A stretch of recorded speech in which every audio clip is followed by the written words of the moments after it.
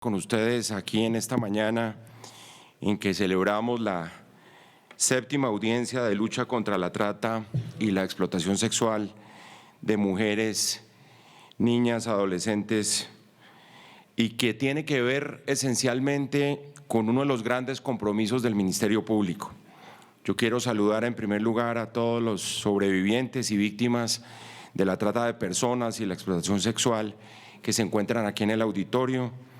Un saludo muy especial a la doctora Ángela Sánchez, representante de la Cámara por Bogotá, al señor viceministro de Economía Digital, a la procuradora delegada para la defensa de los derechos de la mujer, la doctora Adriana Herrera. Un saludo y una bienvenida a este país a Mabel Lozano, guionista y directora de cine social española, directora del documental El Proxeneta, que será presentado aquí en este auditorio, y quien ha marcado a nivel global un liderazgo en este campo que es ampliamente reconocido y que ha tocado, por supuesto, elementos que son fundamentales para la acción que vamos a concertar aquí en el día de hoy en la ciudad de Bogotá. Temas como la implicación de la migración, la falta de oportunidades, la desigualdad, la pobreza, que sigue siendo el elemento causal e indispensable y que yo creo que va mucho más allá, lo conversábamos con Mabel ahora, de esa discusión maniquea entre la permisividad y el prohibicionismo, en el cual muchos quieren encuadrar una controversia que tiene unos elementos de tragedia práctica y de víctimas, que son al fin y al cabo quienes quedan siempre en la mitad de las discusiones, cuando es precisamente los escenarios teóricos los que creen que resuelven los problemas de la sociedad, y eso así no es. Yo quiero saludar también a Camila Zuluaga, quien ha sido una abanderada de esta causa y es la segunda vez que nos acompaña en este tipo de actividades, y por supuesto a quien desde tantos escenarios ha llevado esta bandera a todo el continente y a toda la región latinoamericana, a Ginette Bedoya, subeditora del Tiempo, directora de la campaña No es hora de callar. Yo no soy el llamado a destacar el papel de Ginette porque es conocido ampliamente no solo en Colombia, sino en el resto de la región, y por Ginette siempre nuestra admiración, nuestro afecto y la forma como ha venido cambiando tantas preconcepciones alrededor de lo que muchos han querido normalizar como una actividad que hace parte de condiciones esenciales de funcionamiento de la sociedad de una manera bastante errática y equivocada. Un saludo a Rocío Mujica de la oficina de UNICEF, al señor secretario de Gobierno de Bogotá, al doctor Mario Gómez, quien ha sido uno de nuestros grandes aliados, fiscal delegado para delitos contra niños, niñas, adolescentes y mujeres, a la doctora Ingrid Rusinque, defensora para la infancia, la juventud y el adulto mayor, a todos los medios de comunicación que se van a incorporar a esta cruzada, a las organizaciones de la sociedad civil que luchan precisamente por eliminar la trata de personas y la explotación sexual de mujeres, niños, niñas y adolescentes, a toda la comunidad internacional que tanto nos ha apoyado, particularmente al Banco Interamericano de Desarrollo, a la OIM, a UNICEF, a ONU Mujeres, a la OEI, a USAID,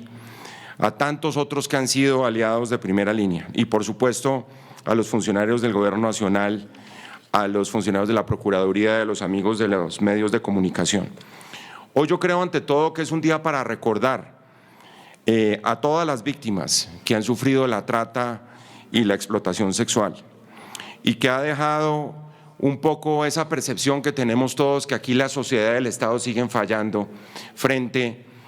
a un delito, empezando por ahí, que esa es la primera de las consideraciones que hay que hacer, porque antes que cualquier otra cosa estamos hablando de organizaciones criminales que tienen el propósito de ser máquinas de víctimas y por supuesto de violar los derechos de las personas que son además las más vulnerables en este campo. Y eso quiero decirle porque hemos fallado evitando crímenes, hemos fallado investigando y castigando, y hemos fallado porque no hemos sido capaces de crear entornos y espacios seguros sin violencia. Colombia ha sido un país, todos lo sabemos, tan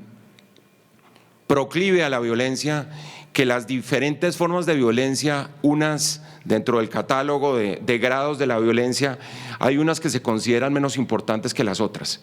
Y ese ha sido el caso de la violencia contra la mujer, contra los niños, las niñas y los adolescentes. Algo que nos invita a una reflexión muy profunda en un momento en que definitivamente este país quiere erradicar cualquier tipo, todas las formas de violencia de la sociedad. Lo hemos visto en este estallido social tan importante que se ha dado en Colombia después del 21 de noviembre, un país que no es el mismo después de lo que pasó con las marchas y que por la elección que se dio ayer, en donde con orgullo podemos decirlo, el Ministerio Público jugó un gran papel, sobre todo entre dos de los grandes actores que protagonizaron los hechos violentos, el batallón, la escuadra antidisturbios de la policía y los estudiantes. Logramos llegar a unos pactos fundamentales, demostrando que el diálogo sigue siendo la vía, que sentarse en una mesa con quien piensa distinto a uno es factible, respetándole lo que piensa el otro y sacando lecciones de lo que deben ser acuerdos previos que ayer se cumplieron todos, por lo menos en Bogotá, en la marcha que se dio, en donde afortunadamente los hechos de violencia no se presentaron. Eso quiero decirlo además porque la creación de esos espacios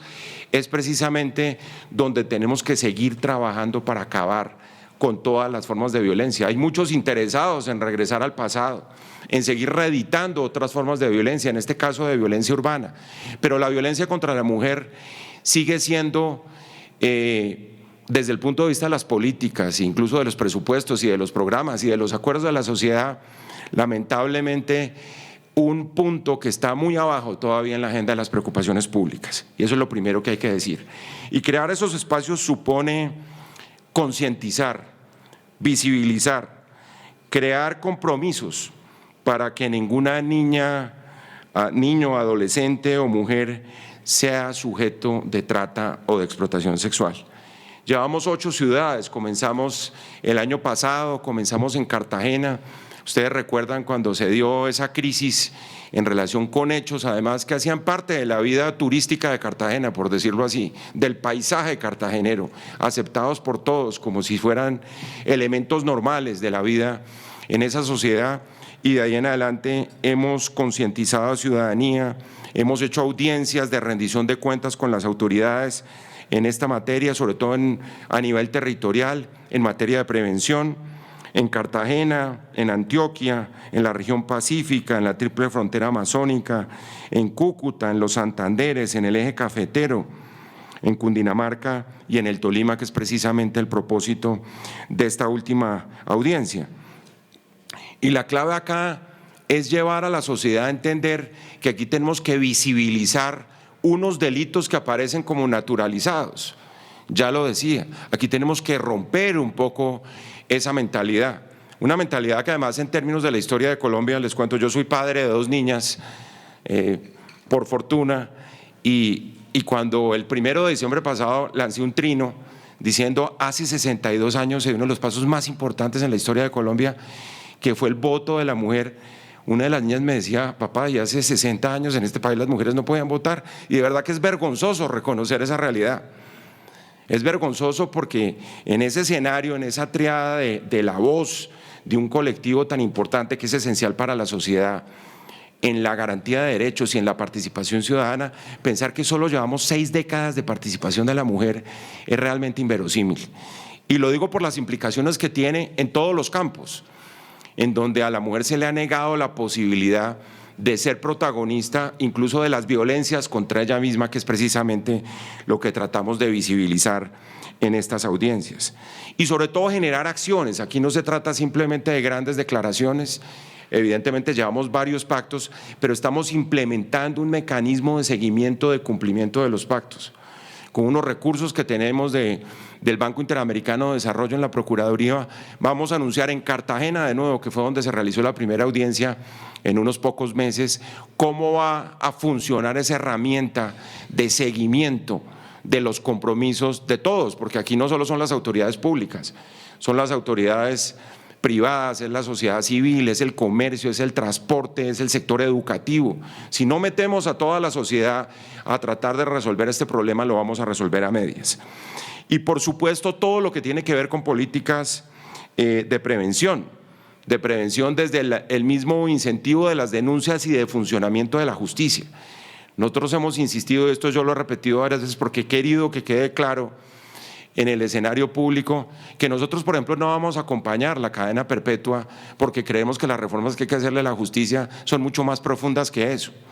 No solo porque sea populismo punitivo, sino simplemente porque no tenemos un sistema de justicia donde, como lo hemos hablado muchas veces, lo primero que hay que hacer es fortalecer las comisarías de familia.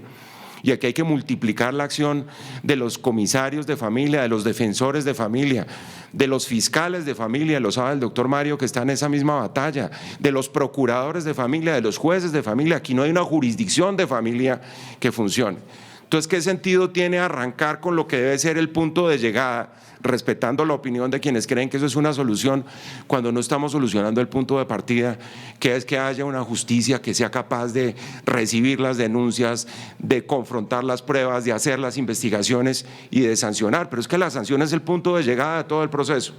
Entonces, por eso lo hemos dicho abiertamente. Y eso yo quiero ratificarlo porque además, dentro de las grandes controversias que este país está dando en este momento, tratando de sacar allá del olvido una agenda que estuvo sepultada por 50 años de conflicto, este es un elemento esencial. Nosotros decíamos que el humo de la guerra no nos dejó ver la corrupción, que el ruido del conflicto armado, el estruendo del conflicto armado en Colombia no nos dejó ocuparnos de una cantidad de temas que fueron aplazados en el tiempo, sepultados además por el humo de la guerra. Y uno de los temas es indiscutiblemente este. En una consulta que estamos haciendo a lo largo y ancho del país, que hemos denominado Voz por la Justicia, y llevamos 6.000 personas involucradas en esa consulta ciudadana, que obedece también a una plataforma tecnológica que estamos poniendo en marcha en todas las partes del país, en todas las áreas de Colombia, en todos los territorios de Colombia, aparece el tema de la violencia a la mujer y de la explotación sexual como un elemento fundamental a desarrollar desde el punto de vista de los cambios que requiere la justicia, no los grandes acuerdos tradicionales de cómo funciona el Consejo Superior de la Judicatura, no, de la justicia que le interesa a la ciudadanía, de la justicia básica, de la justicia territorial, de la justicia que pasa por la garantía de los derechos ciudadanos. En el caso de Bogotá, y aquí se van a dar las cifras, yo no soy tal vez el indicado para darlas en este momento, Bogotá es un epicentro de todo esto, porque es destino de trata interna. Las víctimas sabemos perfectamente en qué zonas de Bogotá se presentan, cómo la migración y las mujeres migrantes son las primeras víctimas, las mujeres desplazadas, con hijos e hijas, porque son madres cabeza de familia, cómo la Secretaría de Integración de Bogotá, dentro de los registros, tiene 23.426 mujeres en esa situación en el 2016, cómo el 90% vienen de otras ciudades, el 61% pertenecen a estratos 1, 2 y 3, como el 96% de las víctimas son mujeres, por supuesto, el 50% son jóvenes de 18 a 25 años, el 35% son mujeres de 26 a 35, el 86% son cabezas de hogar, con lo cual uno pone en entredicho esa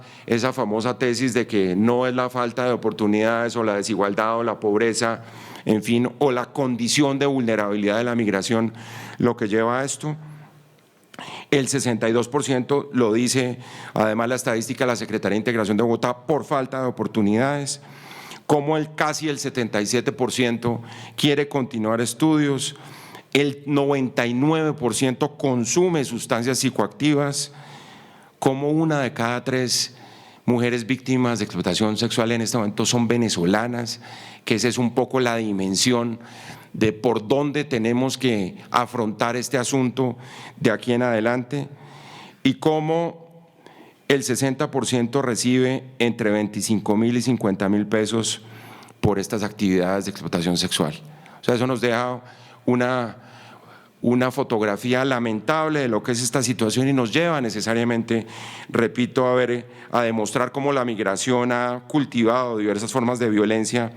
y vulnerabilidad de niños, niñas y mujeres. Y como repito, es la necesidad, es fundamentalmente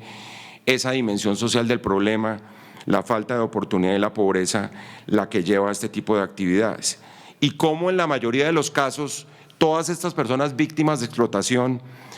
vienen siendo víctimas desde la niñez o la adolescencia, y lo que ya sabemos, porque ese ya es uno de los saberes compartidos de esta sociedad, que en la mayoría de los casos el abuso sexual el primero se produce en los entornos familiares y con gente conocida o cercana a las víctimas. Sin embargo, frente a ese escenario tan pesimista y un poco tan apocalíptico, uno puede decir que hay un llamado a la acción mundial. Uno sí puede decir que en las últimas décadas se ha venido como consolidando un gran consenso a nivel internacional. Ustedes saben que son muchos los convenios y tratados internacionales de lucha contra la violencia sexual, particularmente ahora que se prepara el aniversario 25 de la Plataforma de Acción de Beijing, los 70 años del convenio para la represión de trata de personas, los 40 años de la Convención contra todo tipo de discriminación y la necesidad de que Colombia esté ahí no solo con legislación que puede ser medianamente avanzada en el concierto latinoamericano y global, sino que se convierta en sujeto activo de suscripción de estos pactos y de estos grandes consensos que se están dando a nivel global con el ánimo, porque somos expertos sin duda alguna en temas de violencia y también tenemos que ser expertos en demostrar que somos capaces de erradicarlas.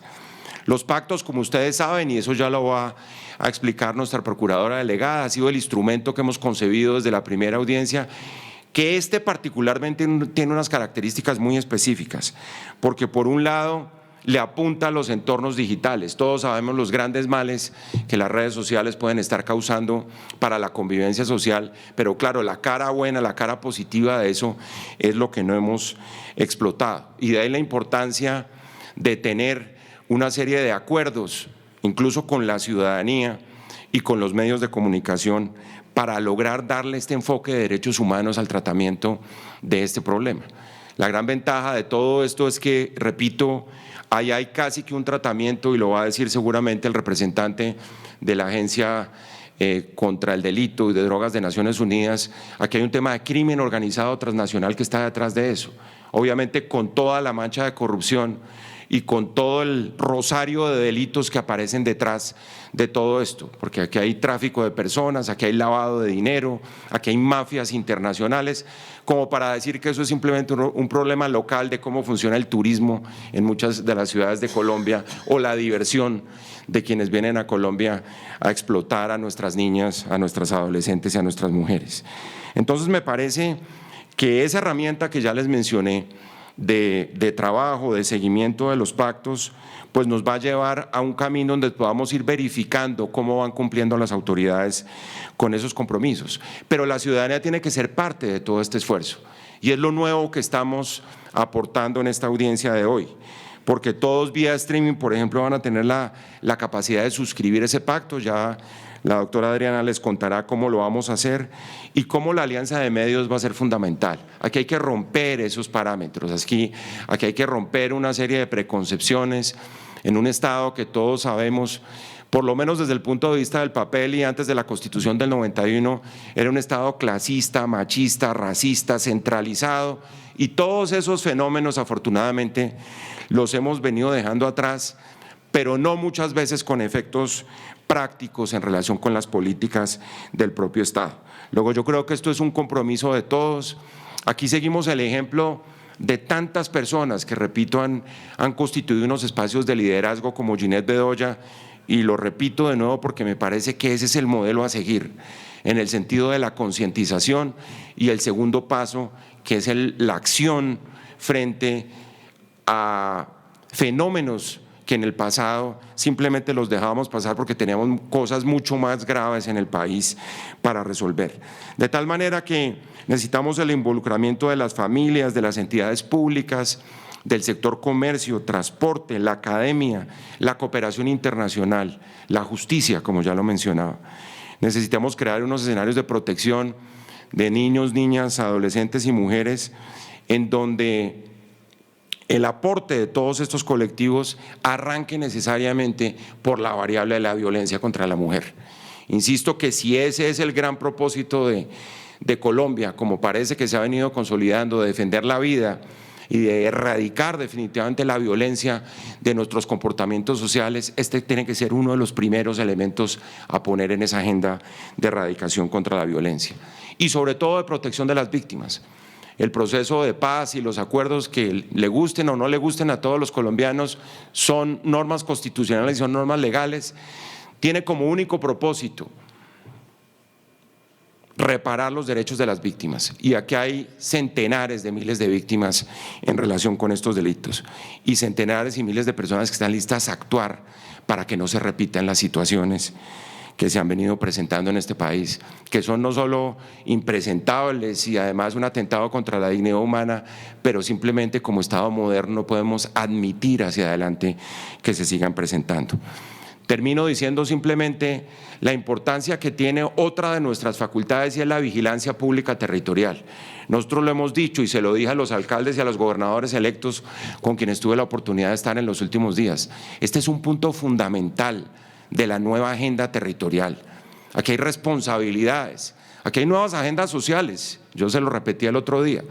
Eso de la visión tradicional de cómo se hacía un empalme de gobierno, eso cambió radicalmente. Aquí hay que defender a los líderes sociales, aquí hay que planear cómo el Estado a nivel territorial fortalece su agenda social, y este tema de la violencia contra la mujer tiene que ser la prioridad en los primeros 100 días de los alcaldes y gobernadores que se posesionen. Y ahí vamos a estar nosotros además vigilando con nuestra facultad disciplinaria que eso se cumpla. Pero nada de esto lo vamos a lograr si no tenemos la sumatoria de todo este conjunto de voluntades con todos ustedes, y por eso, de alguna manera, sin el ánimo de delegarles esas responsabilidades, porque nosotros estamos tratando de cumplir con las nuestras, les digo que es precisamente en actividades como esta como vamos a dar un paso muy adelante. Muchas gracias, Mabel, por estar acá y por aportarle esa nueva dimensión a esta gran batalla en los escenarios para luchar contra la violencia contra la mujer, y sobre todo a todos ustedes que sumemos aquí una gran cantidad de voluntades desde la sociedad y desde los gobiernos territoriales para demostrar que esto tiene sentido y que buena parte de lo que es la construcción de una agenda de futuro y no de pasado en el caso de Colombia es poner este tema en el centro de la atención de las políticas públicas y de las normas que deben regir esta sociedad hacia adelante. Muchísimas gracias.